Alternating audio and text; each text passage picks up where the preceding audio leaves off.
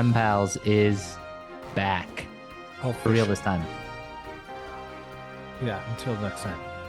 Yeah, no, we're making an effort this year to record every week. Unlike last year, we dropped off. Apologies for that, but yeah, we're pretty pumped for this season. It's how you feeling? extremely excited. Extremely excited. I think both squads have something different to offer this season. I'm really intrigued to kind of see how your guys' manager settles in and see his formations, to see all the new stuff, because it's not really a new manager bounce. It's like just a whole new.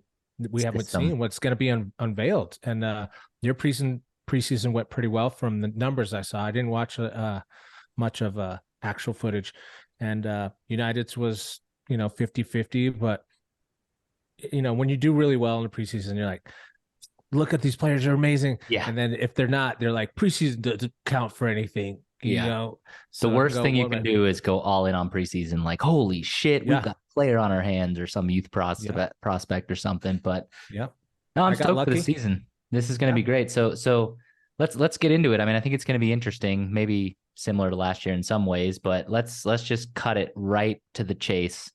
Top 6 prediction, Mr. Shawn Melgar. Who you got? Okay, and I think that this being said, that if there's a bunch of signings in the last part of this window, we can reassess. True. Because if Harry Kane comes to United, I mean, is there a limit? Vastly different situation. Yeah. Don't see that happening. Vastly. But if people come and people leave, because we can still get some players, we have some outgoings that we'll chat about later. Yep. Top 6. I'm going to go with, if Holland can be controlled, which I think his number might not be up, but I think that defenses are coach management is looking at it, and they're going to create defenses now around their style of feeding him. So I'm not sure that they're going to take it all. Ooh. I think there could be someone sneak in there. Arsenal are definitely up there as what I've seen. I think that they've got good squad depth. So I hate for me, everything you're saying, but I know. But you got to put pen to paper, bro. Top 6. Okay, top 6. Here we go. Manchester United win the Prem. This year. Yeah, all right. Because I think we're going to take our chance from a 6 to a 10. Arsenal 2nd. Wow. No City in the top 2. All right. City 3rd. Okay. Newcastle 4th. Wow. All Brighton 5th. Okay. And you're talking Liverpool, not even in the top 6. No, I would put Liverpool 5th and then Brighton 6th. Okay. I mean, that's fucking bold, man. I like it.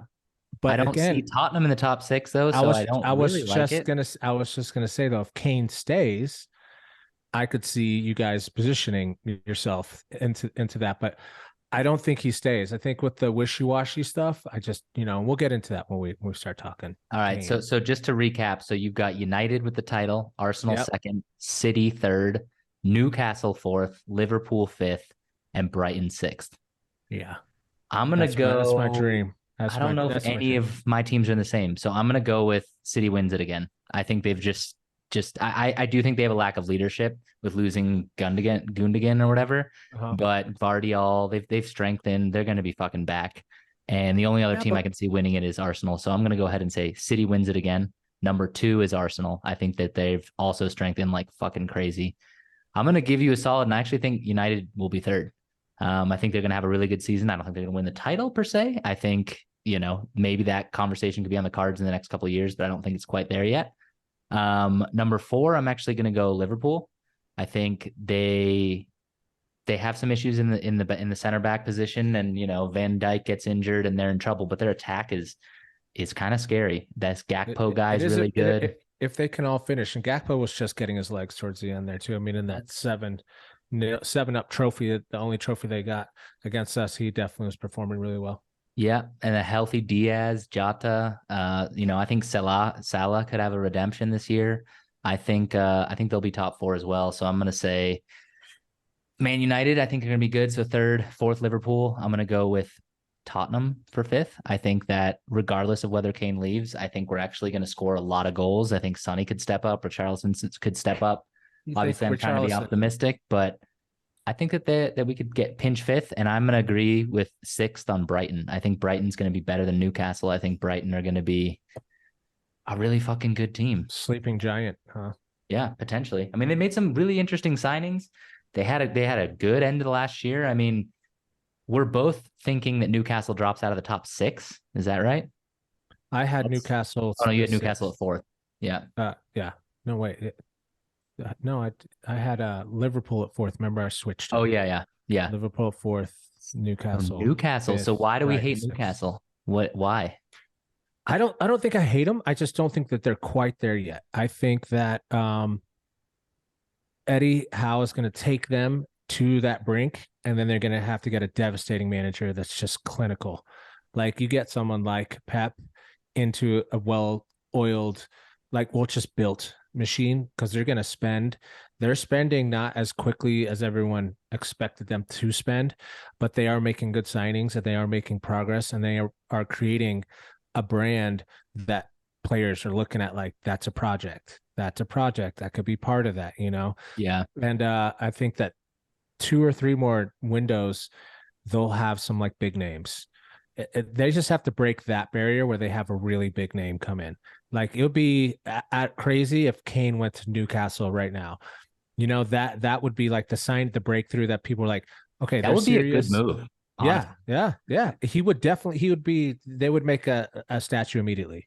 Do Like you you think know, being in Newcastle is part of the problem? Like, I was listening to another podcast and Sandro Tonali, like good Italian player. A lot of people were saying like he's going to be the next physical, like Pirlo. location Yeah, wise. like who wants to go? Like, you're a superstar player in Italy. Do you really want to go live in Newcastle? Like, I don't know. I No, don't know this if is that matters or that's not. true. That's true. It's true. And but their history has something to it, and I guess Yeah. that might be something that would either turn on or turn off Harry Kane. You know, Yeah. because would he want to go to Newcastle and beat Sheringham's record at Newcastle? Like, do you think that he would be like, all right, I'm not only am I gonna break the record, but I'm gonna do it on your turf in your kit, like, and become If outshine you, only be Harry there. had an ego and cared about that kind of shit, it would be amazing. I think I Newcastle don't would have think he gone in for him if they didn't spend so much money on Isak last year.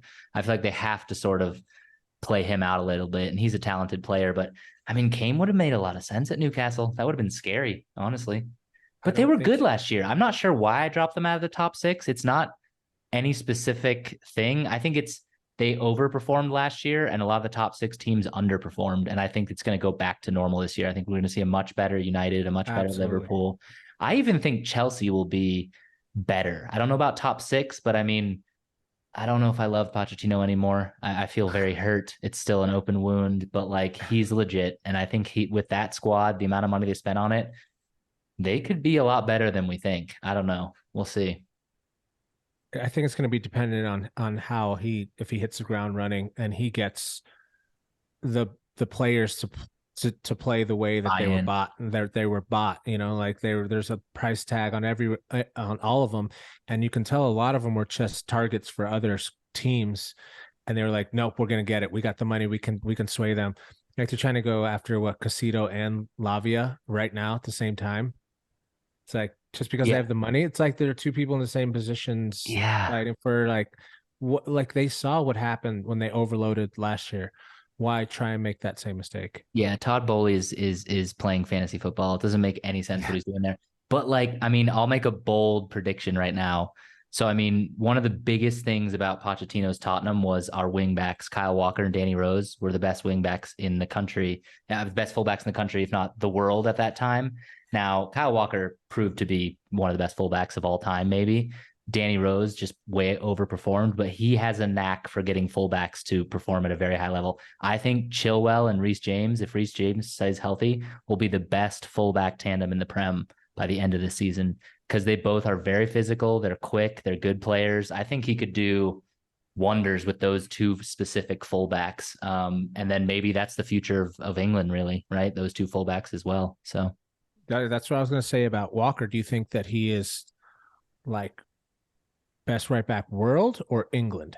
I mean, because Byron were heavy after him, and I think in Byron he would have slayed as well. Boone, I mean, I would say top five. Like this sounds crazy because it's No, I Coleman agree. and Kyle Walker, I but agree like because I I think like he his might be style too. top five right backs of all time. Like he's so good defensively. He's quick. I'm talking not just in England, like in any league. Like What there's no one who better can than shut. Phil Neville or Gary Neville? Oh, he It's, played left back, right? yeah, it's also a different But his, era his of how Brad, fullbacks are I'm used. totally kidding. I'm totally kidding. I mean, yeah, but I He mean, would kid. look at the Brazilian right backs. Look at Roberto Carlos. These types of guys Yeah. for sure. But I don't know, man. He closes people down. He defends so well. He can be even a center back. He's incredible. But my point is, Pochettino does wonders with fullbacks, and I actually think those two, Reece James and Chilwell, are very, very good. So I actually think that Chelsea team has a lot of potential to grow. I don't know if it's this year, if it's next year, if it's the following year, but they're going to be legit eventually, I think. I do agree. Like I said, if they can get all their ducks in a row, and if Poch can get the best out of every player for the position that they were signed for, and everyone can be like, we're not competing just to get minutes. We're competing in the league, and we want to win trophies. Yeah. I agree. So all right. We know Holland's going to be top scorer, right? I mean, let's just, I guess if you disagree, you disagree, but I think Holland, Hoyland, most people think will be the top scorer this season. Hoyland. Who will be the second highest top scorer after Holland? Oh, I thought you were saying Hoyland the whole time. I was like, for that. I mean, if Hoyland out, if the fake Holland outscores the real Holland, There's no comparison at wow. all. Like the kid hasn't even, he has his developmental talent, and it's going to take some time for him to get in there. I mean, if Kane stays, I could see him giving a push because, like I said, I think that Holland's going to get muted just slightly. I'm not denying that he's the best striker out there right now, but he does have people feeding him just, plethoras of balls. And I'm not just saying tap ins. He's very skilled at what he does. Very enjoyable because we wanted him. Everyone wanted him. He'll definitely bang in a lot of goals, but I think that some will be cut off, and I think that other people are going to start competing because everyone's looking for a big number 9 too. Yep. So there's no telling. It's like you said, Let's Liverpool assume has a Kane's pretty out. scary. Let's assume Kane's in Germany. Let's assume Holland's number one. Who do you think is going to be the second highest goal scoring striker in the Premier League or player? Doesn't have to be a striker. It's sad that Ivan Toney is on suspended for a while because I love him, and I think he would have made a crazy move to somewhere big. He could have come we to would have, Spurs if we yeah, lost Kane. That would have been a yeah, good move. yeah. But But yeah, he's stay out on track. till Let's stay January. on track here. Stay on track. Heads this leading scorer for me. It's hard because when I look at my squad, I don't see because we don't feed like that, and that's why we're I mean, starving for Rashford was number. like sixth highest But last year. he's a winger, and he's admitted Yeah. it. He plays really well. And not to get too far off a subject, but I would love for us to go back to a 4-4-2. It doesn't work in the modern game, but a 4-4-2 where you had Rashford and someone like Kane up front, or Rashford and this Hoyland if he works out. I would love that because that's the type of dynamic that he works well in. He Yeah. scores goals. And now be a way where he gets playing that false winger almost. He'd be up front and then he can sit back. And anyway, I just don't see him doing as much as Holland. So I would say De Bruyne right behind him, in the midfield. I just don't see another striker that's gonna contest those type of goals. Like definitely not Liverpool's I don't know, front man. three. Like Combined, my yes. dark horse pick Combined, is Ollie yes. Watkins. I think that Aston Villa are going to be good, and I think Ollie Watkins Very scores good. a lot of goals. I could see Um, them sneaking into Potentially the second most goals. I do think Darwin Nunez is going to have a good season if he can lock that position down with the amount of attacking wingers that could provide for him. I think Nunez could score a lot of goals, but the problem is Salah scores a lot of goals. There's too many That's goals that go around there. So I was going to say Ollie Watkins. I like him. I think he could score a lot of goals. And if Kane's out, Tony's out. I mean, he's probably the best shout for a pure striker that's gonna bag a lot of goals. But we'll see. I also think Rashford is gonna have a really nice season. So I mean, if he was sixth highest scorer last year, you remove Kane and Tony, it's a shout for at least top five, right? Like, yeah. I really can't put my thumb on who would be like a front runner besides Holland. I don't think anyone will come close, even if he does get his goals knocked down by a fraction. Okay. It's So who do you think's a dark horse this year? Who's a team that, is it Luton? Like who's the team that you think is going to overperform or perform better than they did last year? Maybe they came up or whatever. And then who's the team you think is going to fall the most from grace? I mean, we did mention Newcastle could potentially be the answer, but I guess, yeah, who's your pick for kind of dark horse who performs better than expected? And who's your team that you think is going to underperform? Even though they did really well last year, I still think that Brighton are still somewhat of a dark horse because I mean, they're achieving things and they're getting up there because what they're in the Conference League. Is that correct? Yeah, I think Brighton's And Aston Villa is also, and I agree with you on that because Emery has been slowly building in the shadows something pretty unique, and I did see a little bit of their preseason stuff and they look pretty solid. So I would have to still say Brighton on the rise, but I like Brentford a lot. I think that if even without Ivan Toney, I think that they could make some moves to mid-table, moving around there, and then Ivan Toney comes back in January and they just change into a different beast. And unfortunately, you're not going to like this one. If Kane leaves, I think you guys think Tottenham falls to falls like further 15th. than eighth. That's where we finished last year. Yeah, I think like 15th. If Oy. I just see it just falling apart. There's Dude, no you need like to number watch one of these one. Ange Postacoglu hype videos. This guy is a fucking legend. But no, I mean it's an unknown. It's a question mark. I don't know. For me, it's the team that I'm like really, really curious to watch and I think is going to do well is Burnley, just because I mean they absolutely crushed last year in the championship. I think Vincent Kompany is a really interesting manager. Like when we think of Burnley, we think of this defensive Sean Dyche football, but he's playing like an attacking, fun brand of football. I think he's like an excellent man manager. He's got like this sort of like personality, I feel like even when he's a player and a captain for City, he was like, he had the right personality. So I actually think Burnley, I'm not saying they're going to get like top 8 or even that, but like I think that they're going to perform a lot better and be a more exciting team than most people expect. I think Wolves, I mean, so Wolves just sacked their manager, right? Lopetegu or whatever. I don't even know the guy they just hired. I think the guy from Bournemouth or something. I think they're going to get possibly relegated. I think they're going to have a really shit season, even though they've got some talent. I thought you were saying So, they were going to. What are your dark horses on the rise? no. I think they're going to be terrible this year, Wolves. So I think And what Wolves are my underperforming team, and I think Burnley's going to be my overperforming team. So we'll see.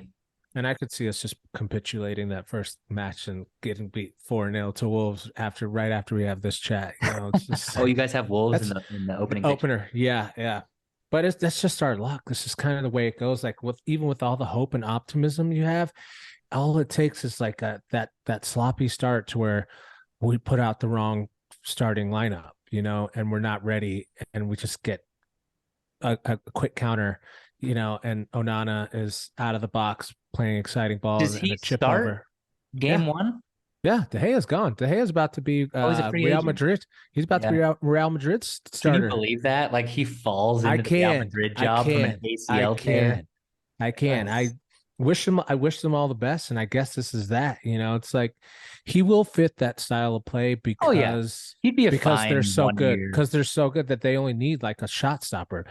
They don't need the crazy dynamic until they get the Champions League stuff, and then hopefully, Courtois is But he's a back. good stopgap for a season. He's fine. Yeah, I yeah. mean, who He's else? got I good was hoping hands. He'll they'd be get great. Lloris somehow, but like Oh Lloris is still God, on our come on. books, man. Like I don't know what we're gonna What? do with him. Yeah, he's still on the books. Like I don't know what nobody wants him really. I mean, That's our I don't Dean know why. Henderson. Yeah, yeah. But yeah, we'll see what happens there. What about the second game of the season for you guys? What's your prediction on that game? Like I said, it all depends if Kane leaves or not. I mean, you guys will have a strong attack, and we'll have a good midfielder, a good midfield. But it's again, it's if we can catch you guys out and it's our day, we beat you guys 3-0. If we don't, it's a tough game. Yeah, I mean, you guys No have had matter our what. number a lot lately. To be honest, I'm not really very optimistic, but I think that we're going to be a team where we score 2, 3 goals every game. There's going to be losses of like 4 to 5 because, like, even in preseason, like Postacoglu, like if we play the ball back, he screams at the players. Like Yeah. he's like, you must play forward football or else you're not playing. So like, I Good. think there's going to be a lot of goals, but our defense is not very good. Our keeper, I don't know about this guy Vicario. Like, I don't think he's that great to be totally honest. Time will tell, but I think maybe we could pull a draw or something, but we'll see how it goes. Well, right. You Um, should go. You should go right into your signings then. If you're already talking about it. Who did you guys pick up? yeah. So in terms of signings, so like obviously Lloris, I think most people can agree past it. We were majorly in for Brentford's keeper Raya, but ended up not wanting to spend that much money. So our second choice was this guy Vicario, who played for, can't even remember the name of the Italian club. Apparently he's pretty well, rated in Italy. He's pretty young, he's pretty quick, he's good with the ball at his feet, but he's not proven, right? So I mean, it's going to be a bit of a wild card there. So that was one of our first signings. My favorite and the signing I'm most excited about is Madison from Leicester. He's been linked with us for years. He's fucking stoked to be in the lily white kit. He's an amazing provider. I think he's gonna work his way back into the England team. I think he was on the fringe in the World Cup. I think he was the only player who didn't play a single minute, but he made the World Cup squad. Um, Unfortunately, he's not going to be able to play with Kane, I don't think, because I think those two would have linked up well. But we've had an Ericsson size hole in our midfield for a long time now, and Madison is in a similar mold of creativity. So I'm extremely excited about him. We picked up a kind of pacey, cutty, small little winger from Israel, Manor Solomon.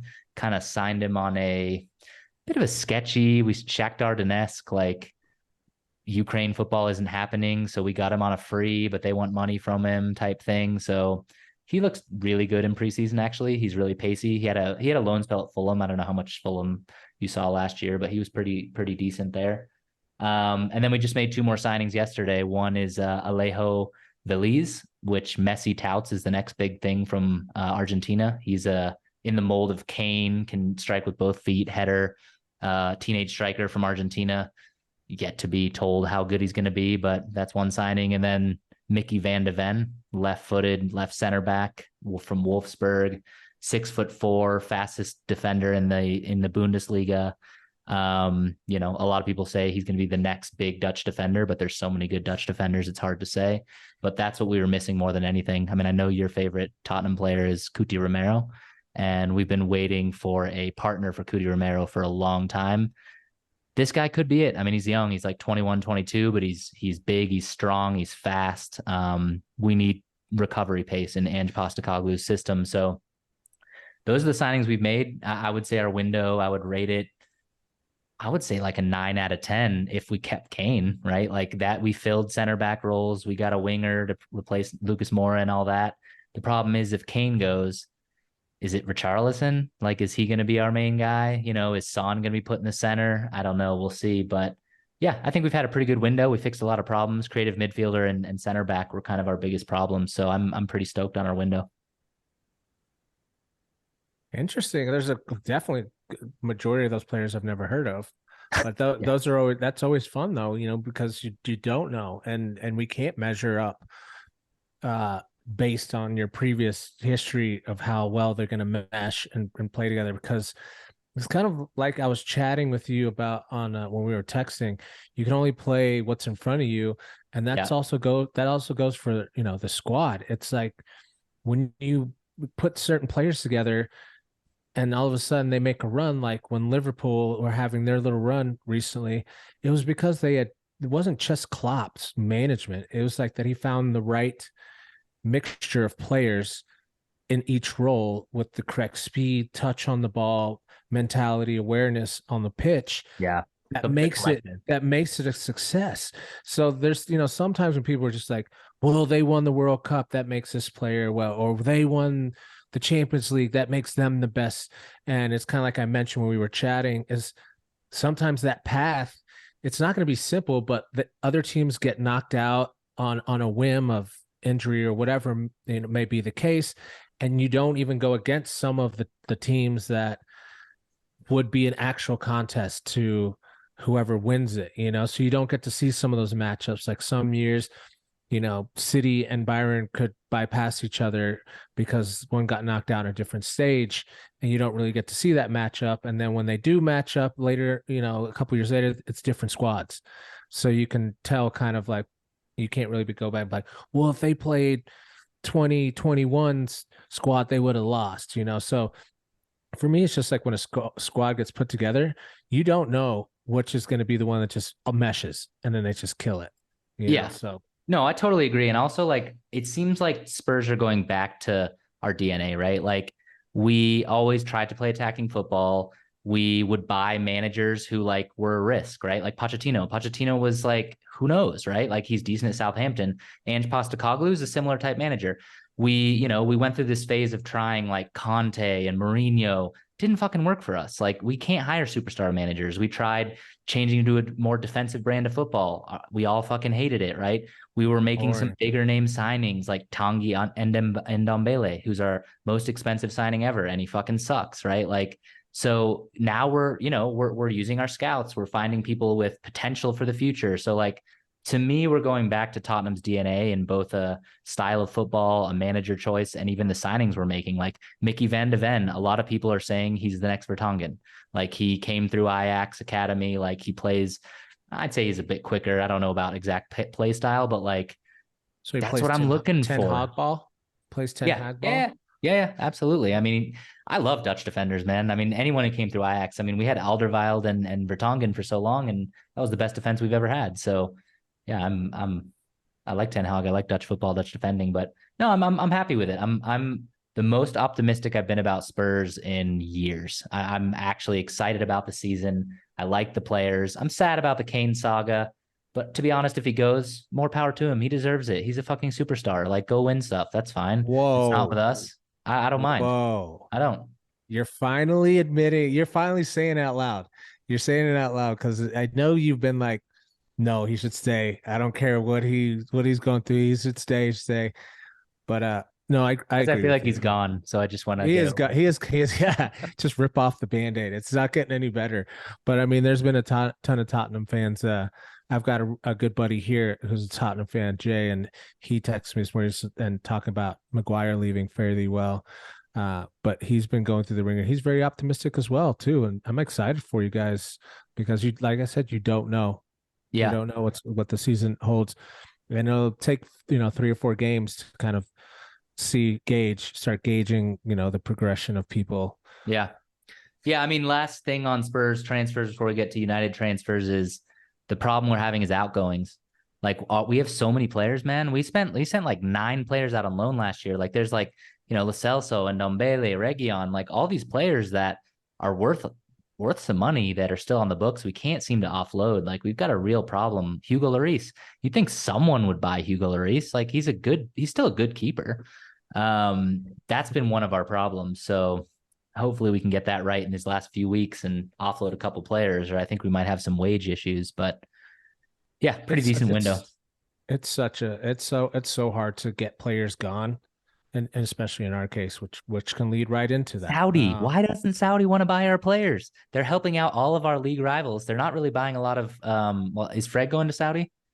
No, but I'm sure they made offers. That's the thing, and I think it's like the Newcastle thing that you were saying. Some players are like, you can pay me all that money. I'm not moving my family to Saudi Arabia or to just that league. Like, it's a full commitment. Even if they want to leave and come back, that's a big move. Our rivals are getting bailed out, man. Chelsea, Liverpool, like, yeah. But these are all people that were kind of on the cusp. They're on the cusp. Yeah, that's one I was going to say is Mahrez. I was kind of surprised about that. I was like, he had many years left in the Prem. He's so good. He was so good. I would have loved. Oh, I would have taken him for sure at Spurs. Yeah, he's a great player. Well, we're overloaded in that position at the moment. Well, let's talk about that. Let's talk about the window. So refresh my memory with the signing so far and kind of your thoughts. First signing, Mason Mount. I'm not completely sold on him. That's a It's like, really weird transfer for me. What yes. do you think about that? It's hard for me to not see blue still, like a lot of Yeah. other YouTubers, podcasters, pundits have mentioned. It's just really hard for me to see him uh not as a Chelsea boy, because he is a Chelsea boy. Yeah. And then to give him the number 7 on top of that. And I know it shouldn't carry that much weight anymore, but it still does in my head, because as you know, I just have so many fond memories of the number 7. Who was seven Uh in between CR7 and Mason Mount? no one No one has been. between, yeah, once he left, it was left open. Damn, that's a bold move from Mason Mount. Well, you got to think though, it may seem like eons ago that Ronaldo left, but he was started at the beginning of the season with United last year. He played a couple of games for us, so it hasn't been that Oh, long. you're I right. just don't think I just don't think that he should have got it. I mean, I could have seen it going to Ganacho, and that would have played out well whether he succeeds or not. But Mount just, excuse me.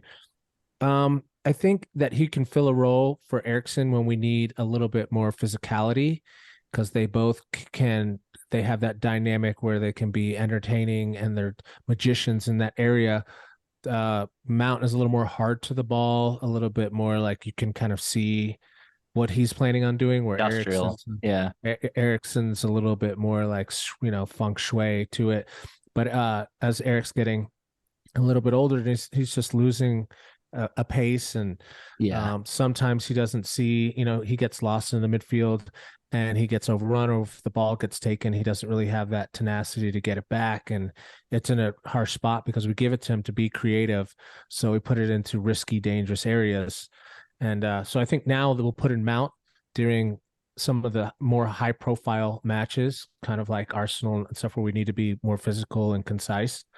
And then, towards the end of the game, if we're doing well, we can put in Ericsson. And I think Ericsson is completely okay with that, because he knows where he's at in his career. And I think that him being a squad player, he's 100% okay with that. And obviously, he'll play like the start, the beginning stage of the Bauer Cup and stuff like that when we need to, Yeah. rotate the But I squad. mean, So it he's seemed not, like he's not, he not played more forward. So he's going to fit kind of in between next to Casemiro and behind Fernandez. yeah, But I feel like for Chelsea, he played sort of the Fernandez role, like the yeah. provider. So it's going to be He, interesting. I didn't see that signing coming. I mean, he's a good player for sure. He's only 23, 24. He's still young. He's got room to grow. He could be a fantastic signing. I just thought it was weird. I don't know. He just doesn't strike extremely me weird. as a Mount as a United signing, but he Yeah. could pan out. Absolutely. I mean, Yeah, he's and a I good. think Eric Ten Hag sees something that we don't as of yet, and he must be doing some really fun, good stuff and hard work during training. But like I said, I'm not completely convinced on him. It's going to take a little bit for me to see that. And I'm not just talking about scoring goals. I'm just talking about contribution and him finding his role with Bruno being the captain, being on the pitch all the time.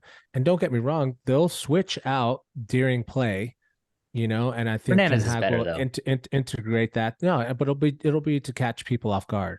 Yeah. We'll start a match where they're reverse roles, and then Bruno slip it back into his role when if we based on how we're playing the first couple of minutes, and if it's working aggressively and people don't know how to match up, we'll leave it at that.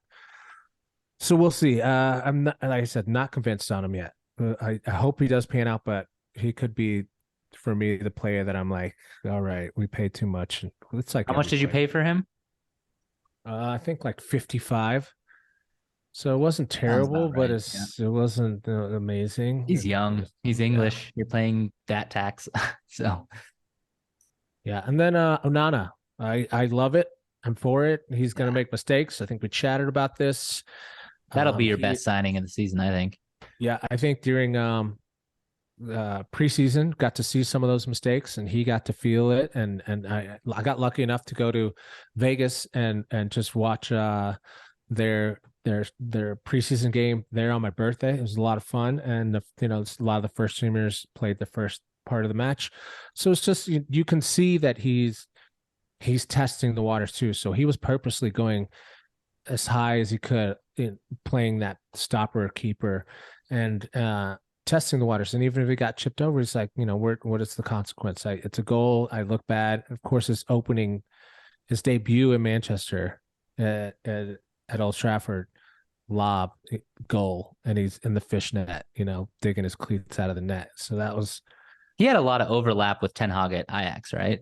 yeah, yeah. He played for Yeah. Ten Hag for a little bit. No, So he's like, I mean, if you had to like say who's the definition of a modern ball playing keeper, I feel like it's Ederson and Onana, right? yeah, Like I still maybe rate Allison as slightly better than Ederson, but like in terms of style, oh, I mean, who wouldn't want Onana in their team? yeah. That's a great signing. So And he brings charisma and just that fun style of play. So I'm really excited to see how we, the backline and getting rid of certain players. Hopefully, it all pans out and nobody's making mistakes. And you're gonna have to be really, really sharp on your passes in the back as defenders now, because you know that there is a risk that if it gets intercepted, he's out of the box. yeah, So you do have to be, and I'm sure he'll work on that too, and feel it out and read his defense well enough to know, like, oh, they're pressing pretty hard. I should stay back just a little bit further.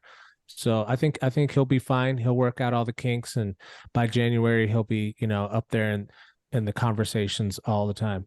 I got him in my fantasy team. Onana. Oh, Sure. nice, Yeah. nice. And then we have Hoyland. Hoyland. So like the D is silent. He came out and talked to the press about it. And D is silent. So Hoyland. Hoyland. Hoyland, yeah. And there's not much to say. I don't know anything about you're him. just gonna have to wait. I mean, he only had 10 goals last season, but I mean it's more than what Messi had, so it's hard to contest. He's a big boy, right? He's Danish, Oh Scandinavian. yeah. And for us, it's just a target. Everyone thinks that we're buying this guy to just bang in as many goals as Holland, and it's like that's not it. It moves the defense more, pulls players into certain areas that then Rashford could be more successful, because we have Rashford and Anthony, and both of them are pretty selfish on the wings and they like to take shots. Yeah. So in order to create an environment where they can do that and get better at distributing the ball and getting assists, they need someone who's moving the defense the way other teams are moving, making a dangerous part in the Different type final of attack. third. Yeah. And then of course aerial attack. We need someone who's getting their head on there and is super hungry and willing to throw his body around to get those one or two 88th minute goals when we're straight up and it's 1-1 against one of the big six. So I'm excited to see him. But no, like I mean, I feel like for that's the amount one that we thing paid, you guys have been. I mean, maybe scouts know more than we do, obviously, and looks like he only scored 9 goals in the Serie A last year. Like I'd never heard of him. Like I mean, I'd heard the name, but like I don't know anything about him. But like, I mean, if you had gone all in for Kane, you would have ended up getting him. Like it's weird to me that you're missing a good striker. You've been missing a good striker since like the Zlatan days, even, right? Like it's interesting. Maybe someone knows something that we don't know, and maybe this kid's going to be an absolute baller. But like, I think it's risky of Ten Hag not to fill someone better in that position. I'm surprised that you spent as much as you did on Mount and Onana versus prioritizing the striker position. But I don't know. I think that he did. I think that what he initially, his main target was Kane. When Levy, made it clear that he's not selling to a Premier League rival right out the gate, beginning of the transfer window, it's something that I can commend and be like, thank God we're not doing old United business. Like Ten Hag is definitely talking to him and saying, I want an experienced striker as well as Højlund. So then he can build off of that. We ended up not being able to find our Lewandowski or anything like that we could bring in. Kane was off the table. He might be back on the table now, but he was off the table. So we couldn't sit around and wait. And that's, a major talking point where people are like, why didn't you just spend the extra 30 and going for Kane? He wasn't for sale for us. Well, and he would have cost you 120, like, I mean, how much was Højlund?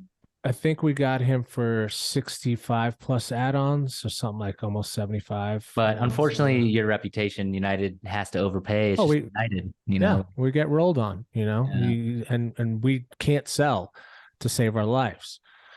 So far with those, those 3 signings, I think that we're waiting to do more. We have the Amrabat, the midfielder that's looking to come to us, who's going to be more of a Casemiro role.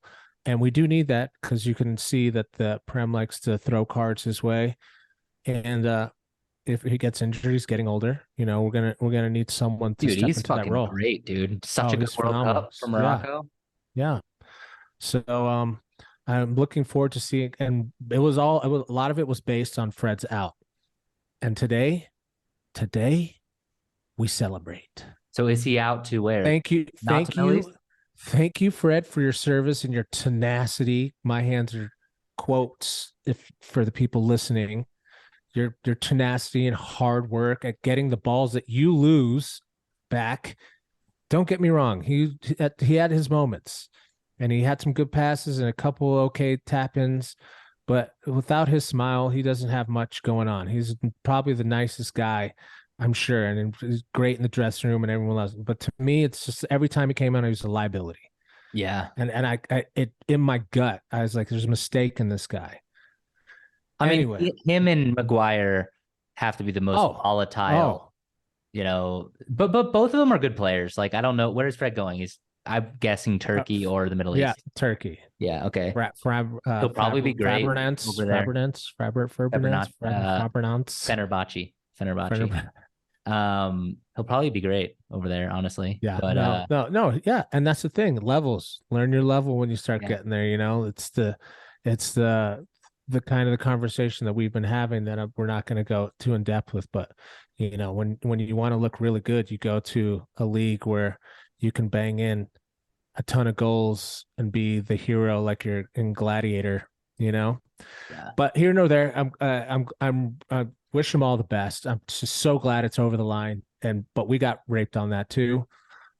Not to use that term, but I think it was 10. It was 10 million plus 5 million add-ons. So we get like 8 in actual. You got to get Yeah, certain I mean, players out. Same with Maguire. I'm Like that okay with dude's it. got to move on. I would Like, have taken $20 and some postage stamps for yeah. Fred. Like we're holding on to Deadwood, and it's the first time we're actually just getting rid of people, like the people that we can't use. And Who else Maguire do you is have going out? Maguire. Hopefully, I mean West Ham are on the super hunt for this guy. That I think they're doing a $30 million package. They were going to do a 60 million joint package for McTominay and Maguire, but the McTominay one got rejected.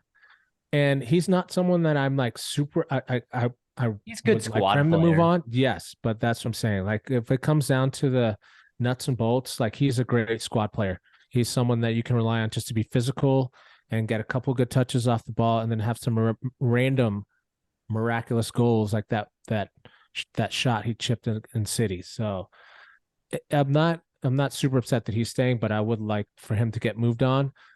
So Fred's out, McGuire's out, Donnie is on his way out. I think Real Sociedad is Man, he had a looking at him. Oh no, terrible yeah, it's time just there. yeah, terrible. And I feel bad for the kid. I He feel was because so he's a good kid, when you know. he left Ajax. Like when he's Yeah, part of that team, the whole that you know lost to Tottenham in the semifinal Champions League team. Fucking great there player. had to be something in training that the manager saw that they were just like no, But that's because he weird went because he's through. with Ten Hag again, and Ten Hag Yeah, wants him out. That's and so that's weird. my point. That's my point. It's like you can't. You had chance after chance, and even with the injury, when he came back for preseason goal right away, he scored, and you saw happiness on his face. But you could also tell he was talking to the press like, "I'm probably gonna go. Like, I don't see my future here." So, best of luck to that kid. I don't know where he goes, but I could see him in like La Real Liga or Sociedad would something be like that. great Yeah, for him. I I just mean, see did you him. see what Yeah. happened to David Silva? Uh-uh. David Silva, Man Yeah. City Yeah. legend. He just tore his ACL in training, and he Oh. retired. Oh. He's like, I'm done. What? I mean, he's like mid How did I 30s. not see that? Yeah. How did I not see And that? he played for Real Sociedad. So I think actually Oh. Van de Beek would be a good replacement there. But yeah, I was kind of like was interested in maybe Spurs signing him because I think he has potential, but Madison's a way better player. So I'm happy.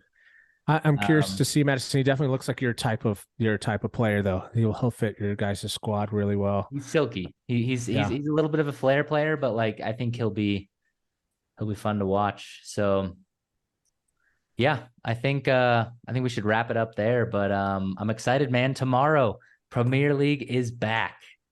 So do you guys play tomorrow? You guys play Saturday, Sunday? When do you play? Monday of all Oh times. shit. All right. It's like as excited as we both are. It's like why? What? Why do we get Monday? Normally, when you don't get your signings, you're kind of like, fine, keep pushing it back. Maybe we'll make one of those ridiculous 100 million on Sunday, and he's starting Monday. Sick. Yeah, we got Brentford on 7 a.m. our time on Sunday. So Brentford is legit though, but they don't have Tony, so we'll see. But it's a very well run club. I think Yeah, it might be one of the best run clubs in the Prem right now, actually. but you guys Um, could come on to smash it, and Smashing or not. make a statement. Make a statement. If Eric Dyer starts as center back, which he probably Dear will, I God, don't think that we will because even preseason he has been horrible. So we'll see what happens. Poor dire guy. straits. Well, next time, make sure everyone tunes in because we're gonna chat Yep. about the Champions League. We'll give our Yep. predictions on that because we should have more signings and a little bit more stable in there. But we have a lot more fun content coming your way. If you're on YouTube, don't forget to smash a like and subscribe. And we'll try and stay on a strict schedule to Yep. make sure we're bringing you guys fun content. Absolutely. Peace and love. Cheers, peace.